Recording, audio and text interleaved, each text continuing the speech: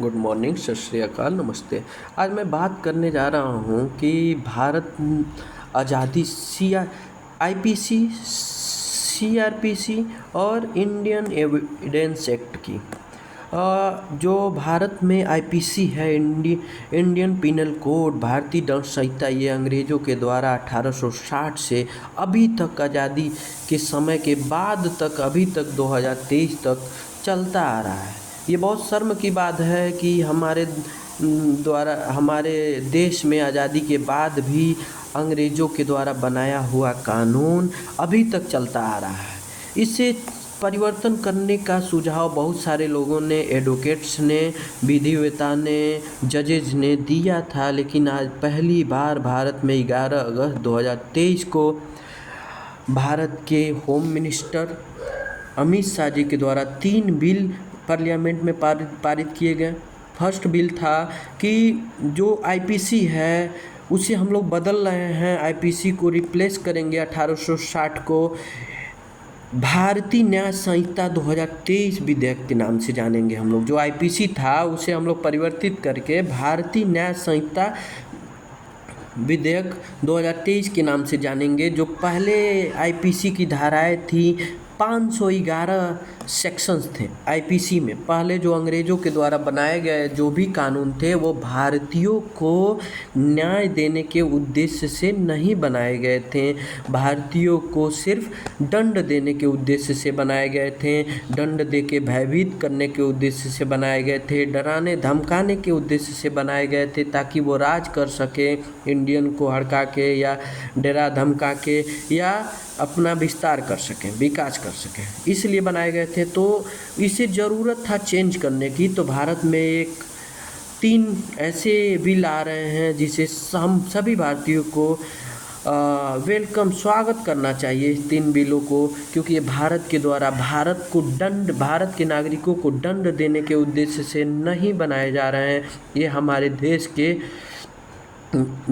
के लोगों को न्याय देने के उद्देश्य से और अपराध को रोकने के उद्देश्य से बनाए गए हैं और परिवर्तन किए जा रहे हैं।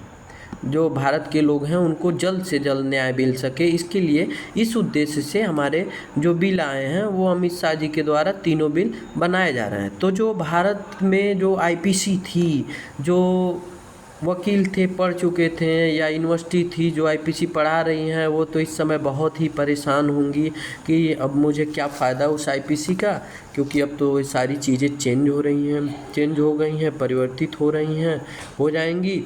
तो ये जो पहले से रटे हुए लोग थे, अब दोबारा पढ़ना पड़ेगा आईपीसी। जो क्रिमिनल वकील थे, सारी चीज़ें उनको चेंजिंग मिलेगी, दूसरी चीज़ें पढ़नी पड़ेगी, हर सज़ा में कुछ चेंजिंग है।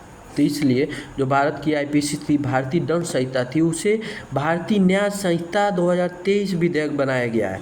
इसमें जो पहले 511 सेक्शंस थे आईपीसी में, अब जाके जो भारतीय न्याय संहिता है उसमें 356 सेक्शंस होंगे, जिसके 175 सेक्शन में परिवर्तन किया गया है। और जो उसमें भारतीय न्याय संहिता में 8 नए सेक्शन जोड़े गए हैं। जो अनावश्यक जो सेक्शन थे, 22 सेक्शन को हमारे भारतीय न्याय संहिता में डिलीट किए गए हैं, उन्हें रिमूव किया गया है, उन्हें हटाया गया है। तो इसी तरह से हम लोग समझेंगे कि सीआरपीसी और आईपीसी और इंडियन एविडेंस एक्ट ये था क्या या है क्या। तो जो आईपीसी है, आईपीसी जो है ये परिभाषित करता है अपराध क्या है, मतलब मौत, कोई एक्सीडेंट हुआ या पैर टूट गया, या किस टाइप का अपराध है, मौत की सज़ा है या कैसी सज़ा है, अपराध क्या है, क्राइम क्या है, इसका डिफाइन करेगा। और साथ ही ये डिसाइड करेगा, ये निर्धारित करेगा कि इस क्राइम की सज़ा क्या है, मतलब ये अपराध क्या है और इसकी सज़ा क्या है। ये हमारा हो गया आईपीसी, इंडियन पिनल कोड या भारतीय दंड संहिता। लेकिन जो सीआरपीसी है, सीआरपीसी जो है अपराध करने के बाद जो प्रक्रिया होती है, कि मतलब किस प्रक्रिया, क्या क्या प्रक्रिया अपनाई जाएगी, ये बिलेबल है, नॉन बिलेबल है, या पुलिस क्या क्या प्रक्रिया अपनाएगी, या क्या क्या जजेज प्रक्रिया बनाएंगे फैसला तक, या एविडेंस क्या क्या दिए जाएंगे, कितनी बार दिए जाएंगे, कैसे क्या क्या नियम होंगे इससे रिलेटेड, ये सारी क्या है, सीआरपीसी है। सीआरपीसी मतलब प्रोसेस, क्या क्या प्रोसेस अपनाए जा रहे हैं उसमें। तो ये हमारे दंड मतलब अपराध से रिलेटेड प्रोसेस है, क्रिमिनल से रिलेटेड सीआरपीसी। ये जो सीआरपीसी थी पहले दंड प्रक्रिया संहिता जो थी 1898 या कह लें 1973 में जो सीआरपीसी थी 484 सीआरपीसी थी। इसको बढ़ा के हम लोग अभी जो नया बिल 11 अगस्त 2023 को पार्लियामेंट में लाया गया है, जो दूसरा बिल था हमारा, भारतीय नागरिक सुरक्षा संहिता के नाम से जाना जाएगा। जो दंड प्रक्रिया संहिता थी सीआरपीसी, उसे हम लोग भारतीय नागरिक सुरक्षा संहिता 2023 विधेयक के नाम से हम लोग जानेंगे। इसमें जो पहले जो सेक्शन थे सीआरपीसी में 484 थे, जो अब सेक्शन है 533 है न्यू। इसमें जो 160 सेक्शन है उसमें चेंजेस किए गए हैं, जो अलग से 9 सेक्शन जो हैं ऐड किए गए हैं और 9 ही सेक्शन डिलीट किए गए हैं। तो ये हमारे देश के लिए, हमारे समाज के लिए, हमारे भारत के लिए ये बहुत ही गौरव का क्षण है कि हमारे देश एक और बार आत्मनिर्भर की तरफ कदम उठा रहा है। जो ब्रिटिश के द्वारा बनाए हुए कानून थे उसे रिप्लेस करने का प्रयास किया जा रहा है। जो अपराध का डील करने का, अपराध का सज़ा देने का, या जो नियम प्रावधान थे उसे बदलने का प्रयास किया जा रहा है हम भारतीयों के द्वारा न्याय देने के लिए और अपराध को रोकने के उद्देश्य से बनाए जा रहे हैं, ना कि दंड देने के उद्देश्य से। जो पहले नियम थे वो दंड देने के उद्देश्य थे भारतीयों को, लेकिन अब जो नियम है वो हमारे न्याय देने के लिए और जल्द से जल्द न्याय दिया जाए और जो अपराध हो रहे हैं उसे रोका जा सके। तो हम लोग देखेंगे कि जो सीआरपीसी 1973 था उसे परिवर्तित किया गया है दंड प्रक्रिया संहिता को भारतीय नागरिक सुरक्षा संहिता में 2023 विधेयक में।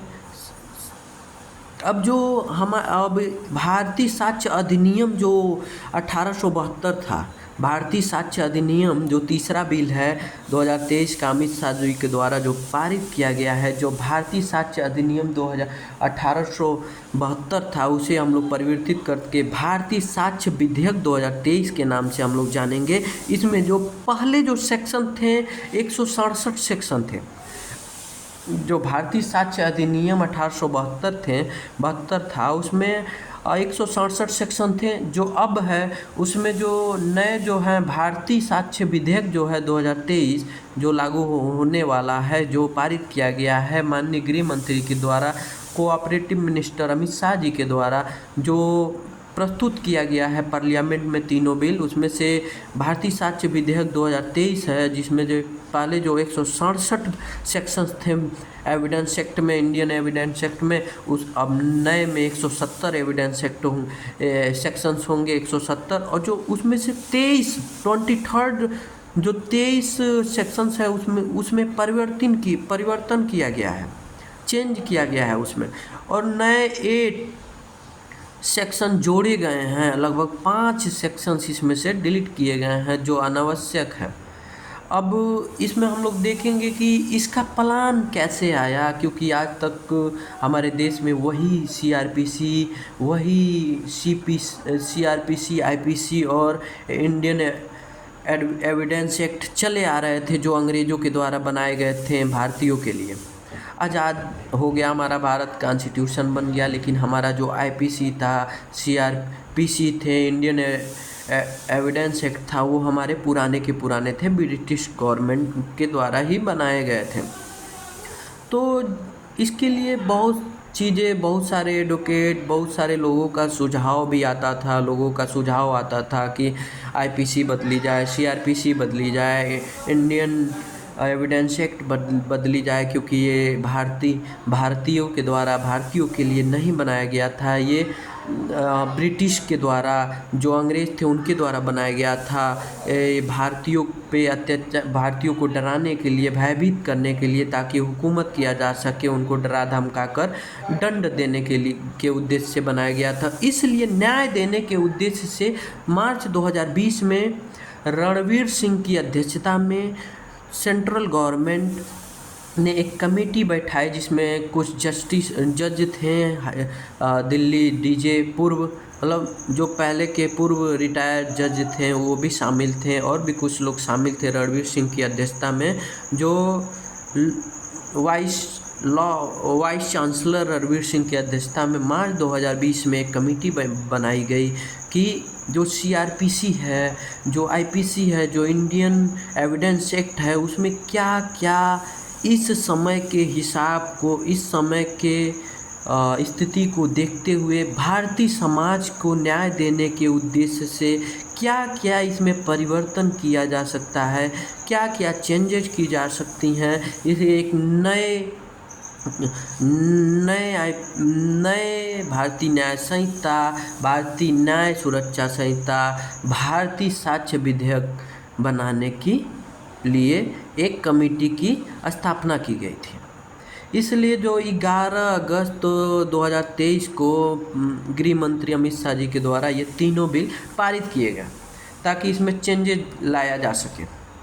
तो हम लोग देखेंगे कि जो परिवर्तन आए हैं, एक कृष्णा जी का महाभारत में एक कोट्स है, उन्होंने कहा था कि जो परिवर्तन लाता है वो राज करता है, और जो परिवर्तन आने के बाद परिवर्तन के हिसाब से खुद को परिवर्तित करता है वह जी सकता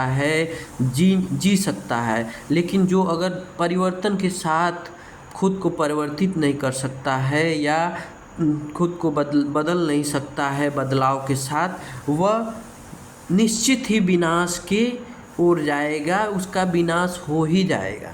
तो इसलिए हम भारतीय समाज में जो ब्रिटिश चले गए, हमारा देश आज़ाद हो गया, हमारा कॉन्स्टिट्यूशन है, तो हमें भी परिवर्तन करना चाहिए कि हमारे भारत के द्वारा IPC, CrPC, Indian evidence act, या सारी चीज़ें बनाई जाएँ। तो इसलिए ये परिवर्तन जो हो रहा है ये बहुत ही अच्छा है हमारे भारत के समाज के लिए, हमारे भारत के लोगों को न्याय देने के उद्देश्य से, हमारे भारत के लोगों को जल्दी न्याय देने के उद्देश्य से, और ट्रांसपेरेंसी आएगी इससे, और साथ ही साथ हमारे जो लोग हैं उन पर न्याय पे भरोसा होगा, और साथ ही यह हमारे लिए गौरव की बात है कि हमारे देश में खुद के द्वारा बनाया हुआ कानून लागू होगा। तो हम लोग देखेंगे कि इसमें क्या क्या परिवर्तन है। जो पहले की सेक्शन थे 124A जो राजद्रोह था, उसे बदलकर हम लोग देशद्रोह कर दिए हैं। देशद्रोह 150 सेक्शन में कर दिया गया है। जो पहले राजद्रोह 124A में सेक्शन में था, जो मिनिमम 3 वर्ष की सज़ा या उम्र कैद की सज़ा थी, उसे बढ़ाकर हम लोग 7 वर्ष की सज़ा और उम्र कैद की सज़ा हम लोग कर दिए हैं सेक्शन 150 में। राजद्रोह की जगह पे देशद्रोह कर दिया, और साथ ही हम लोग इसमें किए हैं कि जो हम लोग जो देश की कानून है उसे हम लोग लेट नहीं करेंगे।